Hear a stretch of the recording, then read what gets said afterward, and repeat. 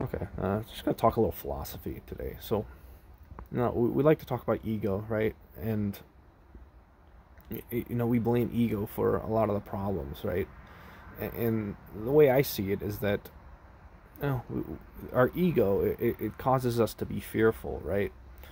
If what the ego does is it kind of individualizes all of us. It distracts us from the fact that we are all one collective consciousness, and in doing so, we kind of become more greedy, right? If you fear for your own well-being, and then you look at the world and you see all the violence and the crime and the pain that people experience because of that violence and crime and that scarcity, then what are you going to do? Well, first you're going to get fearful, and then you're perhaps going to get greedy. Okay, so you become fearful, and then you, in order to diminish that fear, you collect resources because you think the resources are going to protect you from the violence and the crime and the pain. But then what happens is your greed creates scarcity. So if you allow your fear to make you greedy, you create more scarcity elsewhere, and that scarcity it causes more pain. It develops more pain elsewhere, and more violence and more crime. And then you see that violence and crime and pain, and you get more greedy, you get more fearful, and we just follow this vicious cycle where eventually ego's taken over, right? But what is the opposite of ego? What's opposed to ego? What is the opposite of individualism? Well, collectivism, right? Unity. So unity is the opposite of ego. So what happens if we all become one? What happens if we unify and we all collectively work towards a common goal rather than competing over resources, rather than allowing our fears to take over? Well, basically what happens is, instead of allowing your fear to cause you to be greedy, and that greed to create more scarcity, what you do is you become empathetic. You become more aware of how greedy behaviors affect yourself through others. You become aware of this cycle, and again, you become empathetic. So when you become empathetic, perhaps your fear diminishes, and then maybe you stop being so greedy. Maybe you start giving more to people who need it. And in doing so, you reduce the crime and the violence and the pain. And now you don't need all of the excess. And you're not so fearful. You don't fear all of that pain because it's diminishing, right? So in this sense, it's like ego and unity, this dichotomy between ego and unity is the dichotomy between pain and pleasure in a way.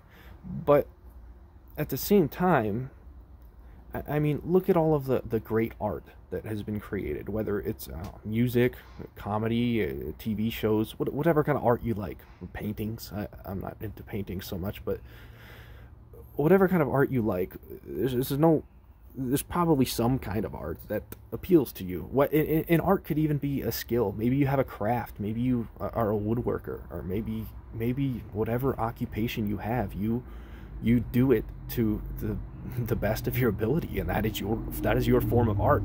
Maybe when you finish building a patio, you are proud of yourself, and you get that's where your art comes from, right? So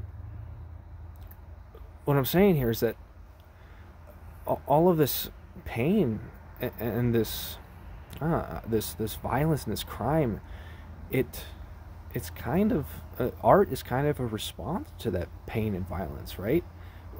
When I listen to music, right, and there's some vocalist singing their heart out, and what drove them to write that song was pain, right? There's like these cycles of pain and triumph. We feel pain, and then we're driven to make art, create things, and like in that way, again, there's like life is like a cycle of pain and triumph, and the only way that pain occurs is if we're a little bit egotistical, right? Is if we dissolve the unity and maybe live a little bit individualistically.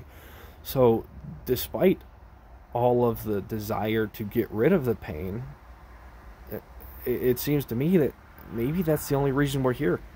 Maybe we're just here to experience these cycles of triumphant pain, and in that light, we can't do that without the ego.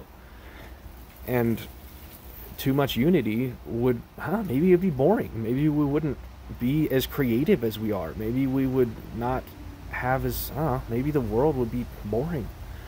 And, that brings up an important, it brings up a topic about Hinduism. Sanskrit, it teaches that an eternal God, right? If you imagine you're an eternal God, you're all-knowing, you're omnipotent, you're eternal. What would that eternal existence be? Well, if you ask me, it would be kind of boring. It would get dull after a while, right? If you know everything, and basically, what would you do if you were that eternal, all-knowing, all-powerful God? Well, if it was boring enough, maybe you would split yourself into a billion billion pieces, and try to forget that you are God. And in effect, you would dissolve the unity that is God and that is the universe, and you would create the ego in order to experience. Okay, so in a sense, maybe the whole point of reality is just to experience. Because if you're all-knowing, all-powerful, and eternal, there's no experience in that, right? And in that light, it's like the universe is just experiencing itself. We are just the universe experiencing itself. We are just God experiencing itself. And I don't follow any particular religion. I kind of identify as an omnist, which is that I see merits in all religion, and I think they're kind of all getting at the same underlying wisdom. And it's basically that God is all-powerful, all-knowing. God is everything. God is everything and nothing at the same time. And we are just one piece of that. But I think we can kind of mold this reality to how we wish. And if we completely dissolve the ego, again, I think life gets boring. But then again, maybe we don't need to kill each other to experience the pain. Maybe we can diminish that a little bit. We can diminish the direct war. Maybe we can, I don't know. It's hard to say. Maybe we can inflict pain on ourselves rather than on other people. And I don't mean like suicide or self-harm. I mean like exercise. I mean things like exercise or discipline in general. If you force hardship on yourself, maybe you can avoid the need to, or rather, maybe you can supplement the pain in these pain and triumph cycles, rather than inflicting pain on other people. And that's just a little philosophy for you. There's a lot of wisdom in these old religions. If you ask yourself, what in today's culture will last for the next 2 millennia? What will be around in 5,000 years from today's culture? I'm not sure anything will. I mean, it seems to me like it's all real short-term stuff, right? We got YouTube Shorts, we got all of these social media platforms focused on short-term satisfaction, and as soon as it's here, it's gone, right? What from our culture is going to last for 2,000 or 5,000 years? I don't know if anything will.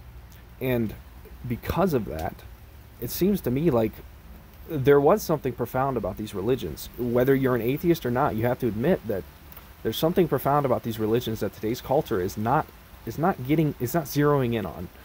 And if you take that mentality and use it to pick out the good parts of these religions and perhaps implement them into your life, pick out the wisdom, pick out the philosophies, then I think we can learn something from them. I don't, and again, there's a lot of violence in these religions, right? Maybe that's just a metaphor for the fact that that pain is needed to create art. That pain is needed that ego is needed to experience life. And if there's too much unity, maybe we just all, maybe we just find a singularity, and we just dissolve back into God. Maybe that's what the universe is. It's just a expansion and contraction. Once it all contracts, we expand again and do it over and over and over forever. Just little thoughts, or just a little thought. Give that a little thought. Thanks for watching.